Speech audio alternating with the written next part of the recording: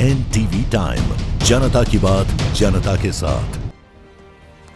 Kulgam police ने drug network का भंडाफोड़ किया। जम्मू के बेली चराना में 92,73,000 की अवैध रूप से अर्जित संपत्ति की पहचान कर उसे जब्त किया गया।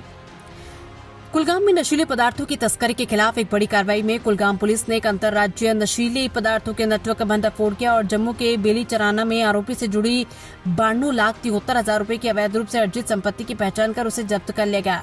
20 मार्च 2026 को रेलवे स्टेशन कांजीगुड़ के पास पूरी गांव में नियमित गश्त के दौरान पुलिस स्टेशन कांजीगुड़ की एक टीम ने एक संदिग्ध व्यक्ति को पकड़ा, जिसकी पहचान मोहम्मद रफीक मीर के रूप में हुई, जो श्रीनगर के पंजीदारा का रहने वाला है। उसकी तलाशी लेने पर उसके पास से लगभग 16 ग्राम हेरोइन, जिसे आमतौर पर ब्राउन शुगर के नाम से भी जाना जाता है।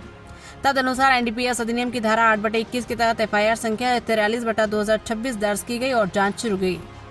लगातार पूछताछ के दौरान आरोपी ने खुलासा किया कि ये प्रतिबंधित पदार्थ उसने बाग हुसैन कसाना से खरीदा था, जो जम्मू के चन्नौर बस्ती गजानसू का रहने वाला है और वर्तमान में जम्मू के निक्की तवी में रह रहा है। इस जानकारी पर त्वरित कार्रवाई करते हुए कुलगाम पुलिस ने सक्षम न्यायालय से तलाशी वारंट प्राप्त किया और उक्त व्यक्ति के आवास की तलाशी ली, जिसके परिणाम स्वरूप 265 ग्राम हेरोइन जैसा पदार्थ बरामद हुआ। इसके बाद एनडीपीएस अधिनियम की धारा 29 लागू की गई और आरोपी बाग हुसैन कसाना को 22 मार्च 2026 को गिरफ्तार कर लिया गया। जांच से पता चला कि आरोपी अंतर्राज्यीय नशीले पदार्थों की तस्करी में सक्रिय रूप से शामिल था और आर्थिक लाभ के लिए कश्मीर घाटी के विभिन्न हिस्सों में नशीले पदार्थों की आपूर्ति कर रहा था।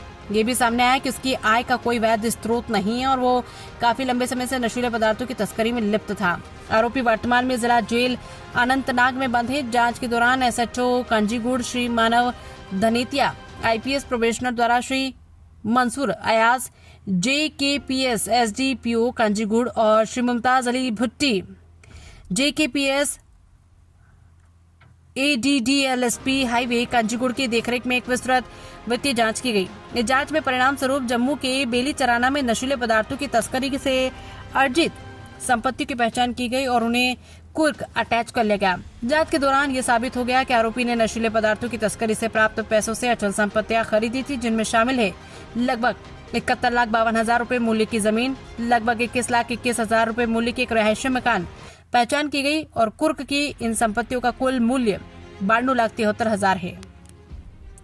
एसएसपी कुलगाम श्री अनायत अली चौधरी आईपीएस ने कहा कि कुलगाम पुलिस जिले और उसके बाहर सक्रिय नशीले पदार्थों के नेटवर्क को खत्म करने के लिए पूरी तरह प्रतिबद्ध है। उन्होंने जोर देकर कहा है कि न केवल नशीले पदार्थों के तस्करों के खिलाफ बल्कि उन लोगों के खिलाफ भी कड़ी कार्रवाई की जाएगी जो ऐसी अवैध गतिविधियों में मदद करते हैं या उन्हें आर्थिक सहायता देते हैं।